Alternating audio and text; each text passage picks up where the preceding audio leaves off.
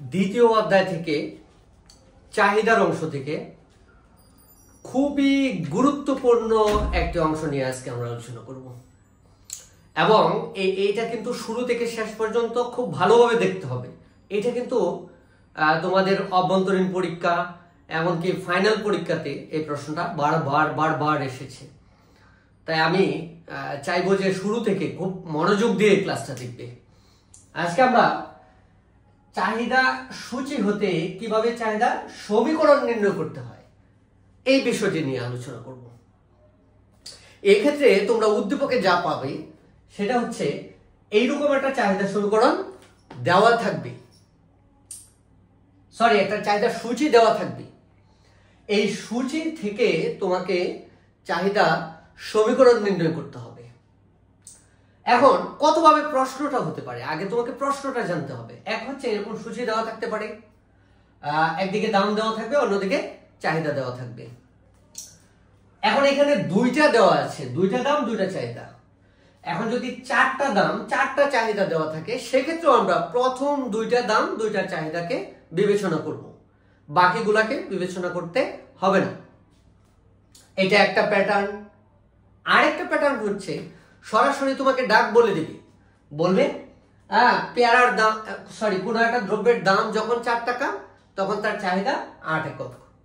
দাম কমে গিয়ে 2 টাকা হলে চাহিদা হয় 10 একক। এটাই উদ্দীপক। বলবে উদ্দীপকের ভিত্তিতে একটি চাহিদা সমীকরণ নির্ণয় করো। তাহলে এক হচ্ছে সূচি দেওয়া থাকতে পারে, আরেক হচ্ছে সরাসরি ডাক দেওয়া থাকতে পারে, আরেকটা প্রসেস থাকতে পারে। সেটা হচ্ছে এইরকম একটা রেখা দেওয়া থাকবে, চাহিদা রেখা, যেখানে দাম এবং পরিমাণ দেওয়া থাকবে 4, 3 এবং 8, 10। বলবে এইটাই উদ্দীপক। এইখান থেকে তোমাকে বলবে চাহিদা সমীকরণ নির্ণয় করো। তাহলে আগে তোমাকে এখান থেকে সূচি করতে হবে, সূচি থেকে সমীকরণে আসতে হবে। তাহলে 3 ভাবে হতে পারে প্রশ্ন। সূচি দেওয়া থাকতে পারে, সরাসরি ডাক আকারে দেওয়া থাকতে পারে, অথবা চিত্র আকারে দেওয়া থাকবে। চিত্র আকারে দেওয়া থাকলে আগে এই যে 4 টাকা দাম যখন 4 টাকা চাহিদা 8 একক এটা লিখে নিব, আবার দাম কমে 3 টাকা হলে চাহিদা 10 একক সেটা লিখে নিব। তারপর সূচি থেকে আমরা চাহিদা সমীকরণ নির্ণয় করব।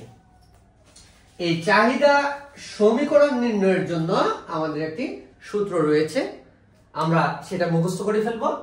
সূত্রটা হচ্ছে জানি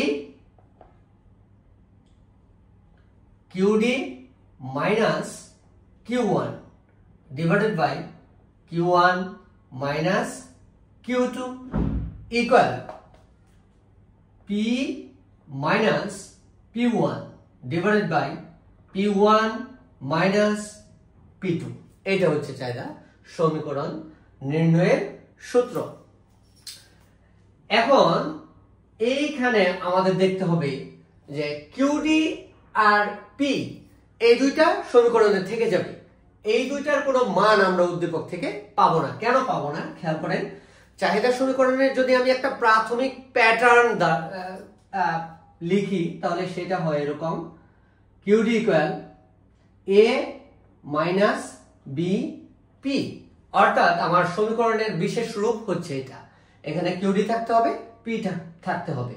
এ হবে একটা কনস্ট্যান্ট মান, যে কোনো মান আসতে পারে, আর বি হবে পি এর সহগ, এটাও একটা যে কোনো মান আসতে পারে। আর পি এর সামনে চিহ্নটা অবশ্যই কি আসতে হবে, মাইনাস আসতে হবে। কেন? কারণ দামের সাথে চাহিদার বিপরীতমুখী সম্পর্ক। তাহলে সমীকরণ সলভ করার পরে এই প্যাটার্নে আসতে হবে। তাহলে আমরা খেয়াল করি, তাহলে আমরা মান পাবো কি কি উদ্দীপক থেকে? পি1 পাবো, পি2 পাবো, কিউ1 পাবো, কিউ2 পাবো। এখানে পি1টা হচ্ছে প্রাথমিক দাম, এই দুইটা দামের মধ্যে প্রাথমিক দামটা হচ্ছে পি1। তাহলে দুইটা দামের মধ্যে এই 4টা হচ্ছে আমার প্রাথমিক দাম, তাহলে পি1 এর মান 4। আর পি2 হচ্ছে পরিবর্তিত দাম, 4 থেকে পরিবর্তন হয়ে দামটা কত হয়েছে। অনেকে চিন্তা করে পরিবর্তন মানে পরেরটা থেকে আগেরটা বের করে বাদ দিতে হবে। তখন হচ্ছে দামের পরিবর্তন যখন বলবে তখন পরেরটা থেকে আগেরটা বাদ দিতে হবে। আর যদি বলে পরিবর্তিত দাম তাহলে আগের দাম থেকে পরিবর্তন হয়ে যেটা পরবর্তীতে আসছে এটা হচ্ছে পরিবর্তিত দাম। তাহলে আগে ছিল 4, পরিবর্তিত দাম হচ্ছে 3। আর প্রাথমিক চাহিদা হচ্ছে আমাদের Q1 দ্বারা প্রকাশ করা হবে 8, পরিবর্তিত চাহিদা Q2, চাহিদা পরিবর্তন হয়ে হয়েছে 10। এখন এই মানগুলো আমরা সমীকরণে বসাবো। খেয়াল করি আমরা QD এর আমাদের কোনো মান নেই। Q1 এর মান হচ্ছে আমাদের 8, তাহলে আবার Q1 নিচে 8 মাইনাস Q2 এর মান হচ্ছে 10। P এর কোনো মান নেই। P1 এর মান হচ্ছে 4, P1 হচ্ছে 4 মাইনাস P2 এর মান হচ্ছে 3। এই যে আমরা মান বসাইছি। এখন আমরা খেয়াল করি QD মাইনাস 8, 8 থেকে 10 চলে গেলে মাইনাস 2, P মাইনাস 4, 4 থেকে 3 চলে গেলে 1। এখন আমরা আর গুণন করব, এইটাকে এটা দ্বারা, এইটাকে এটা দ্বারা। 1 দ্বারা গুণ করলে যা আছে তাই থাকবে, QD মাইনাস 8। মাইনাস 2 দ্বারা P কে গুণ করলে মাইনাস 2P, মাইনাস 2 দ্বারা মাইনাস 4 কে গুণ করলে মাইনাস এ প্লাস 4 দুপারে 8। এখন খেয়াল করি এইদিকে শুধু আমার QD রাখতে হবে। এই যে আমরা বিশেষ রূপে দেখতে পাই বাম পাশে শুধু QD থাকবে, বাকি সব ডান পাশে চলে যাবে।